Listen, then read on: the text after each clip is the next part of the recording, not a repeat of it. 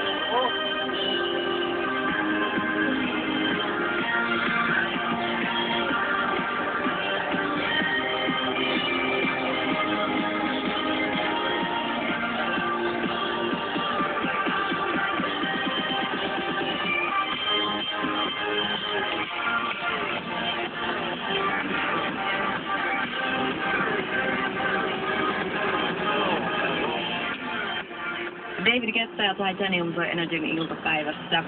Niin ja aamupojat tosiaan on jättäneet mut tänään rauhaan sen takia, että he on kielikurssilla Singaporessa koko tämän viikon.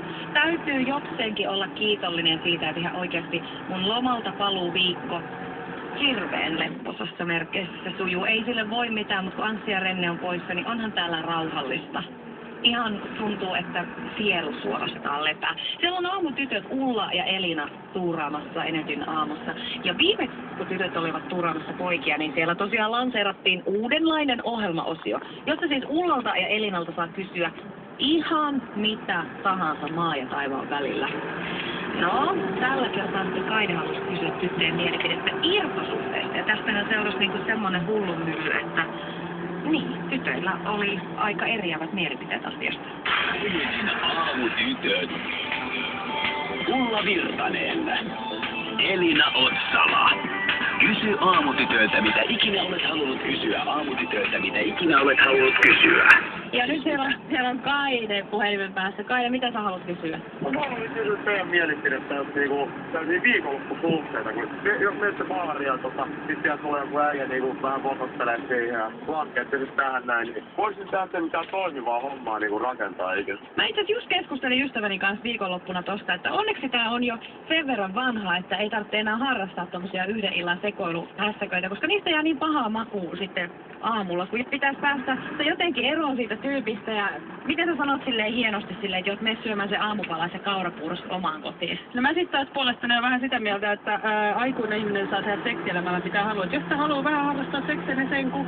Ja sit voi sanoa vaan, että moikka, mutta mä en ymmärrä miksi tehdään sellaista niin isoa juttua. No niin mä tietysti jos näin kai sen hetken aikaa kato voit katsella tää. Siellä ihan leikkimielessä tutustua siihen ja sit jos ei mitään, se on vaikka tyhmä, niin se on näkemiin, ei soitella. No Kaide, miksi sä oot sen roudannut edes sinne, jos se vaikuttaa tyhmältä aamulla? Kai sä oot jotain sille siellä baarissakin sanonut edellisellä iltana. Mä oon tästä sitä mieltä, että jos sä haluaisit mennä mäkkäriin sellainen pikaruoka, niin kyllähän sä syöt ja heität rotkia ja lähdet jälkeen kotiin, niin miksi voit tehdä samalla sitten seksielämän? No nimenomaan, jos haet vaan sitä seksiä siinä vaiheessa, niin on se selvä, että täällä seurattele se, mutta jos se esit jotain parempaa, niin katso siinä vaiheessa baari. No jos... Mitä mieltä naiset pitää on näin? Naisena... On se 50-50, että toista haluaa kiinnostua sitä toista vaan, mutta enemmän haluaa vaan naisia 3 lasta ja kieltoiset tuolla punaisella aina on 3 koiraa. Varmasti kaikki haluaisi hyvän suhteen, mutta et sä voi koko ajan odottaa, että kaikista tulee maailman paras suhde. Kyllä sä sen oikean suhden sit tunnistat, kun se on kohdalla. Mutta kyllä sä saat myöskin vaan hakea seksiä elämäsi vuoksi. Ja Elinan mielipiteessä olet heti naimisia 3 Ei missään tapauksessa, ei. Et laita muun suuhun. Mä en missään tapauksessa halua punaista omakotitaloa, farmari, Volvoa ja 3 lasta ja koiraa. Ei, se ei ole mikään mun haave. Mä vaan sanoin sitä, että minulle ei sovi se semmonen, että haetaan niitä yhden illan seksisuhteita ja sitten aamulla on kiusallinen olo. Se ei vaan ole niinku mun juttu, mutta se voi olla jonkun toisen juttu. No, mutta miten sä lähdet tutustua mieheen? No en ainakaan silleen, että mä juuripäissään roudaan sen himaan. Kyllä mä osaan tutustua niin ihan muutenkin selvinpäin puhumalla ja juttelemalla ja näin pois. No kai, tässä onkin se juttu, että musta tuntuu, että monet kokeessa on jotenkin rajaveto, että sun pitää tavallaan olla joko tai. Eli sä joko haluat sen perheen ja lapset ja koirat, tai sit sä haluat irtosuhteita. Miksi semmonen pitää olla valinta? Mikä paikka se baari muutenkaan tutustua siihen miehen? Kai niihin miehiin voi muuallakin tutustua. Ainakin tutustua miehiin paljon paremmin kaikkialla muualla kuin baari. Voi, mutta tätä myös tarkoitus. Sä teit just sen rajavedon. Ei ole olemassa sellaista rajavedoa. Jos sä haluat joskus baarista poimia joku kotiin, sä saat. Ei se tarkoita sitä, että kun sä haluat olla vakavassa suhteessa jossain vaiheessa, mutta ei aina tarvitse etsiä sitä. Se on totta. Niin, jos tietää se rajanveto helposti. Jos sieltä baarista jonkun roudaan mukaan, niin ei sen kanssa mitään perhettä ruveta perustamaan. Sen tietää heti alkuunsa, että ei siitä mitään tuu. Ei, kun nyt Kaiteen kysymykseen vastaus.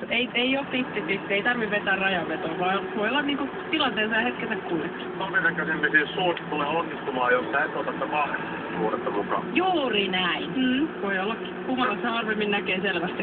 No hyvä, mä en ole ihan niinku haastateella ollut tässä hommassa kuitenkaan. Ei, sä oot ihan... Okei, eli sä sait sen vastauksen, mitä sä toivoitkin. Kyllä. Radio Energyn aamussa tytöt, pojat, ei kun tytöt.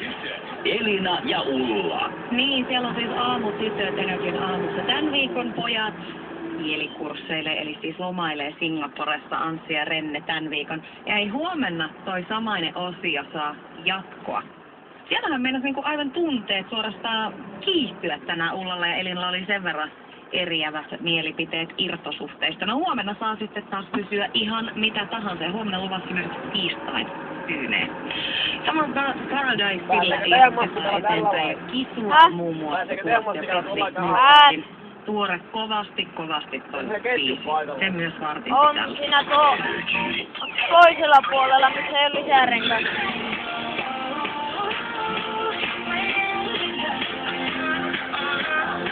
Helppo ripsata.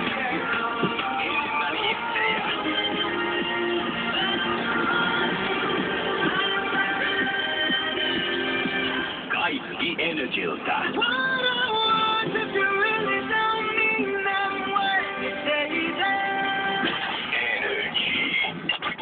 Energy. Isommankin tiedonelän tyydyttää Energyn iltapäivä ja Mikkelin ammattikorkeakoulu. Mant.fi. Minun maailmani saattaa kuulostaa tavalliselta, mutta se ei ole. Pelaan eri säännöillä maailmassa, jossa ei ole rajoja. Olen samalla yhteydessä ystäviini. Minulla on jotain, jota sinulla ei ehkä vielä ole. Osallistu PlayStation Vita-kilpailuun osoitteessa energy.fi. PlayStation Vita. Kannettavan pelaamisen vallankumous on alkanut.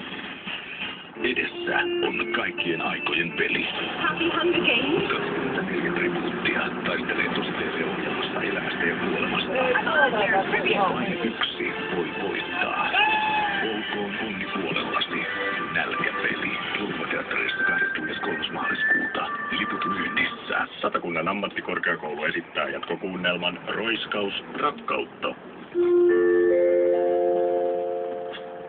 Manu, kun sä oot tällainen tekninen osaaja, niin voisitko korjata mun taskulattimen? Kyseessä näyttää olevan kytkemätön sähkövirtapiirin komponentti. Eli niin siis suomeksi niinku mikä? No et